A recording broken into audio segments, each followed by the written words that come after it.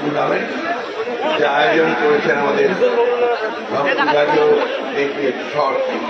সংগঠন সম্পাদক যারা বাসুধর বিদ্যুৎ সবচেয়ে জনপ্রিয় নেতা সাবেক মন্ত্রী হিসাবে এমপি।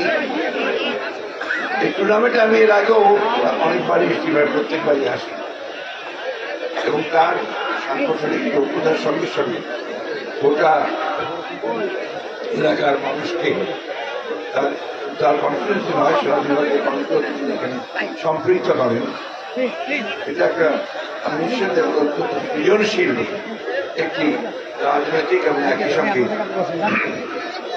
সাংস্কৃতিক কর্মকাণ্ড।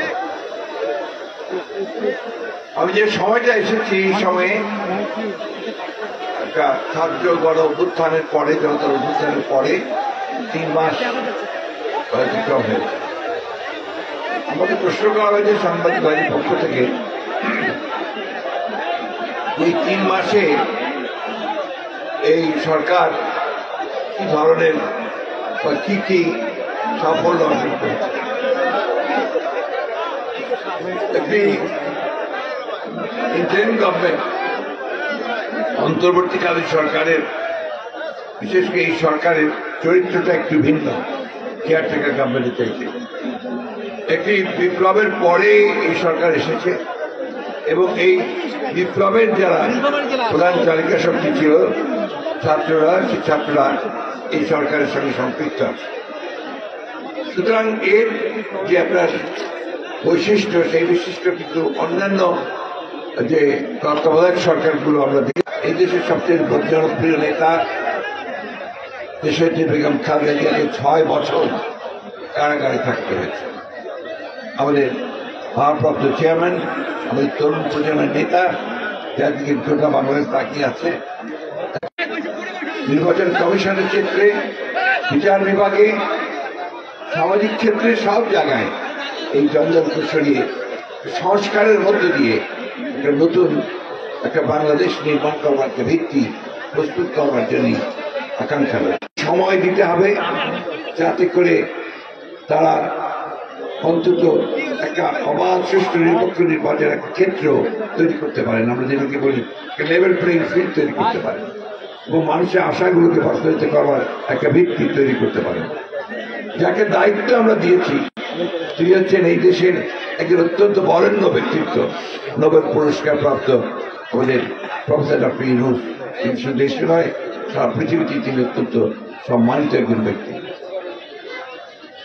তারা শুরু করেছেন, আমি মনে করি যে অত্যন্ত ভালোভাবেই শুরু করেছেন, কারণ একটা ধ্বংসপ্রাপ্ত প্রশাসন, বিশেষ করে পুলিশ প্রশাসন একেবারেই ধ্বংসপ্রাপ্ত, সেখান থেকে আইন শৃঙ্খলা রক্ষাকে পরিস্থিতিকে একটু স্বাভাবিক করে তোলা, সেই সঙ্গে অন্য বিষয়গুলো রয়েছে।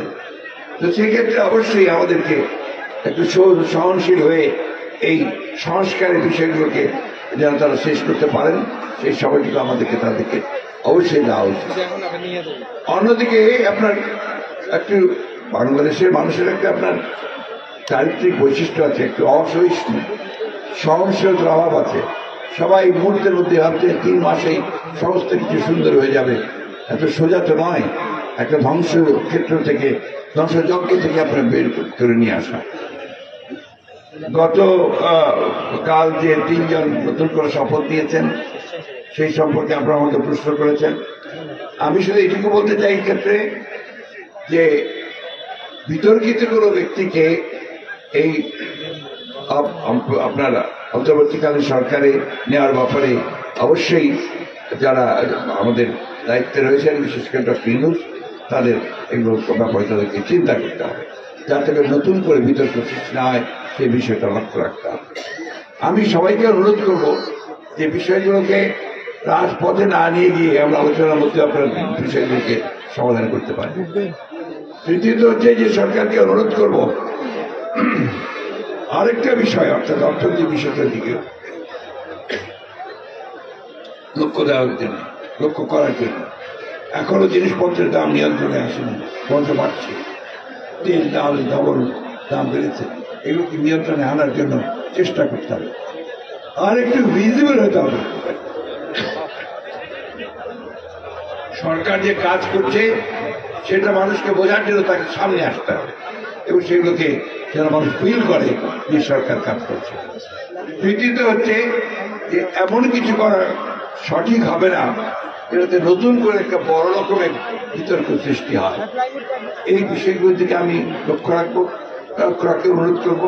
আমরা বাংলাদেশ জাতীয়তাবাদী দল এবং আমরা যুগপৎ আন্দোলন যারা করছি গণতন্ত্রের জন্য, আমরা আশা করব এই অন্তর্বর্তীকালীন সরকার অতি দ্রুত তারা সংস্কার কাজগুলো শেষ করে তারা একটা সকলের কাছে গ্রহণযোগ্য নির্বাচনের ব্যবস্থা করবেন।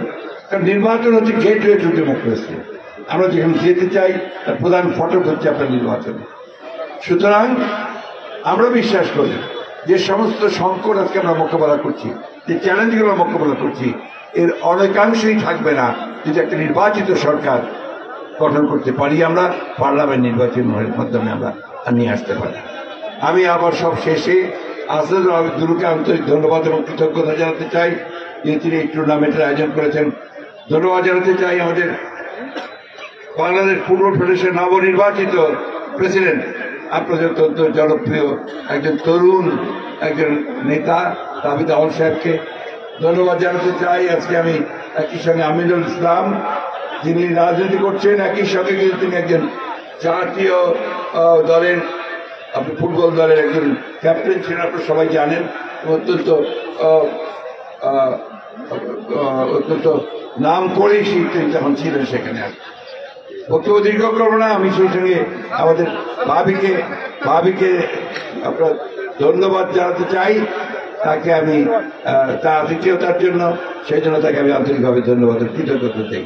লালমনিরহাট আমার অত্যন্ত প্রিয় জায়গা, আমি প্রায় আসতে চাই। দুরু সাহেবকে প্রায় বলি যে আপনি আমাকে এমনভাবে নিয়ে আসেন এখানে যেন আমি 2-3 রাত থাকতে পারি, থেকে আপনাদের সঙ্গে সময় থাকবে। ধন্যবাদ।